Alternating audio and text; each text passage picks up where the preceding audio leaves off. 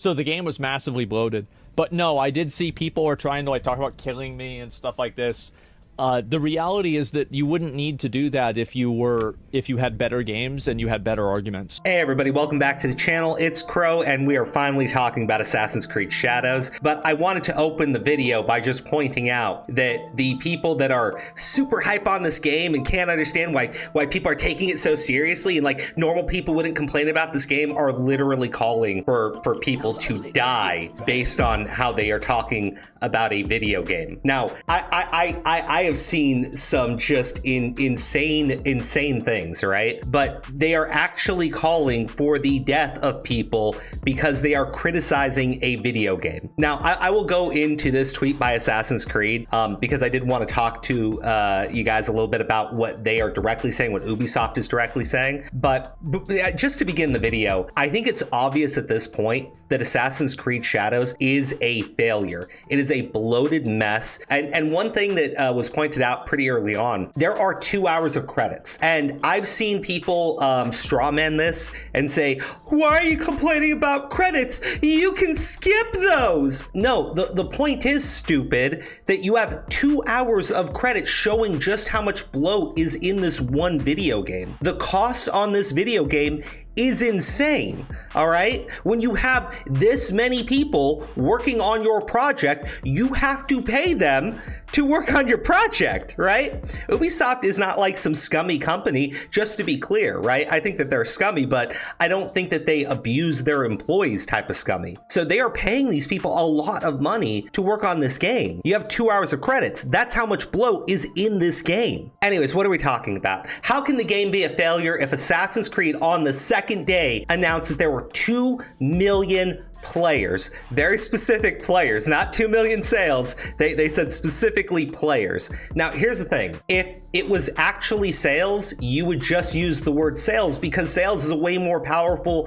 word, it really is, than saying that you have active players in your game. Now, active players in your game is good if you're doing like a live service game, but that's not what Assassin's Creed is. So in reality, these are the numbers, okay? Or at least these are the best numbers that we can put together. And it's on PlayStation 5, 455,000 copies sold, 225,000 copies sold on Xbox, 470,000 copies sold on Steam, which makes sense based on the Steam numbers, for a total of 1.15 million. So where did the 2 million players come from? Well, I checked on this myself because I've used UbiConnect before, specifically to play Assassin's Creed Valhalla, right? Because I was kind of interested in the game. I like Vikings and such. Like I think the game was terrible, but I really like Vikings, so I had to play it. Anyways, this is your launch day for the game, and you already have it as part of UbiConnect. So if you're paying, this is $18 a month. If you're paying the $18 subscription for UbiConnect, you have access to a vast library of Ubisoft games, including the game that just launched. So a lot of people are playing this game without having to pay for it. Well, again, this is a big problem when you are differentiating that you have this many players versus this many sales. It's a big problem when we point out again how much money was spent to produce this slop. And yeah, and even when I say slop, I don't know if that's necessarily fair because the game isn't terrible, right? It looks visually, it looks good, okay? My issues with the game are the same issues that I had a year ago with it. I don't like the whole Thomas Lockley situation. I really don't. It completely put me off the game. Ubisoft's entire response and how they handled it, I think was really disrespectful. So I'm just not interested in playing the game. But I will say I've seen other people play it. It looks like a fun game, okay? That's the one thing I will say. It looks like it'd be fun to play. If you don't care about any of this other stuff going on, I can see why you'd play the game. And I have no issues with you playing the game. But I'm not going to lie and let you go and gaslight me and say that this is like a super successful launch. This is the best game Assassin's Creed has ever put out. So when we look at these numbers, the reason why I believe these numbers, they're pulling them based on the PSN numbers. They're pulling it based on the Xbox numbers to actually calculate how many total people you have who bought this game. You can't do that for UbiConnect. Because if you have Ubi Connect, you didn't buy the game. You're playing it for free. Well, you're paying it for your subscription like you're paying for every other game on Ubisoft's library there. But the reason why this is a little bit more believable, well, for one, again, we have the PlayStation store, but the reason why this is so believable, this is Dragon Age the Veilguard on Steam. And if you see over here, the all-time peak was 60,656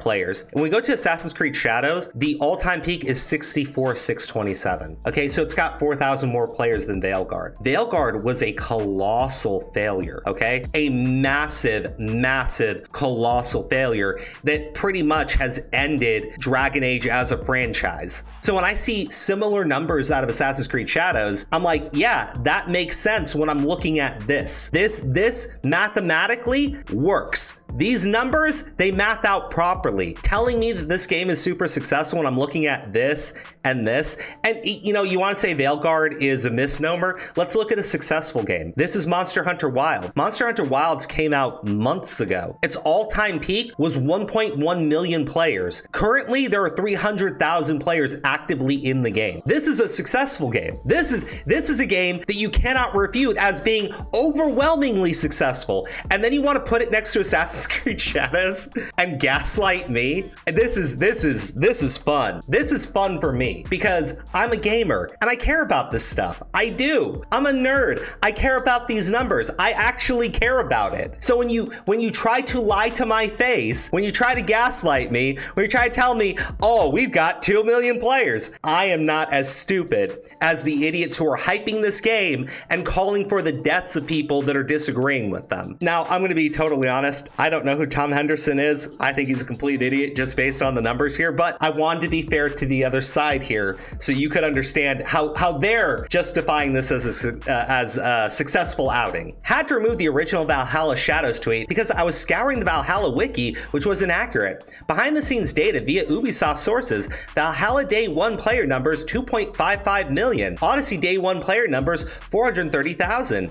Shadows Day 2 player numbers 2.2 million. These are not inside sources. These are the numbers that Ubisoft themselves put out. Jesus Christ, I can't. So basically, because Ubisoft said that they had this many players of the game, I will put it like this. I don't believe when Valhalla came out, and I'm almost 100% positive that when Odyssey came out, Ubi Connect did not have these games on their subscription. So you actually can't compare Valhalla's numbers to Shadows. I really don't think you can, because I'm pretty sure Valhalla was not available on Ubi Connect when it dropped. I mean, because I had Ubi Connect and I didn't want to buy the game and it wasn't available. So like, I'm looking at this and I know that this isn't accurate. I know that this is bad. I know that this is false. And I'm just like, what am I looking at? Odyssey 100% wasn't available. Maybe that's why it's such a massive difference. Maybe Valhalla was available day one. Maybe I'm misremembering it. Now we have some other things from Ubisoft.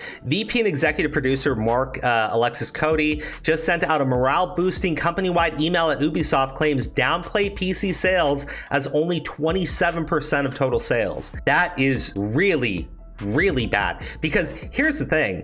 I had a whole conversation with somebody who was defending this game, talking about how Assassin's Creed is a console franchise. And when they said console franchise, they were saying that PC players would make up like 5% of the total player base here. If PC players are making up 27% of your total sales and your PC sales are this bad, you have colossally failed. This game, this is not some indie project. It really isn't. This is not some game that costs $20. This is a big budget AAA title that is bloated like crazy. Says AC Shadows is a top first day launch title on PSN. Well, I don't think that there's anything else that's launching right now, so that would make sense. Revenue is number 2 after Valhalla. Most player engagement, most wishlisted Ubi title of all time. Well, that's a good thing. The game is selling. The question is if it is selling enough to save Ubisoft. Absolutely not. And that's why you have this morale boosting email going out, because people within the company are looking at it because they know what their actual figures are. They know what their actual overhead was.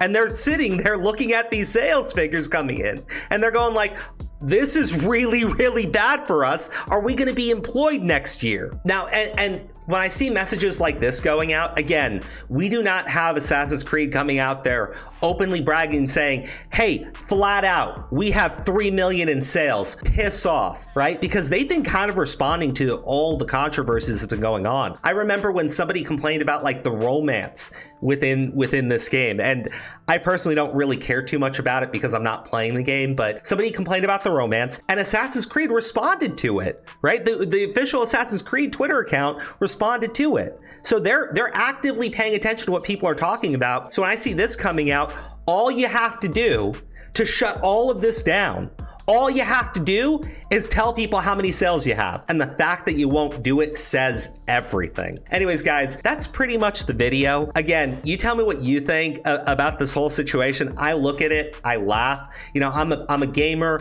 I'm a nerd, I'm a numbers guy, so all of this is right up my alley. But again, as much as I'm kind of like gloating on this game failing, there's not a single part of me that ever thinks that I should call for the death of other people like these freaks are doing right now. And if you're one of these individuals, if you support them, if you're like, oh, I want Guns dead because he talks about video games and I don't like it, you are deranged. You are mentally unwell. You need to unplug. You need to touch grass. You need therapy.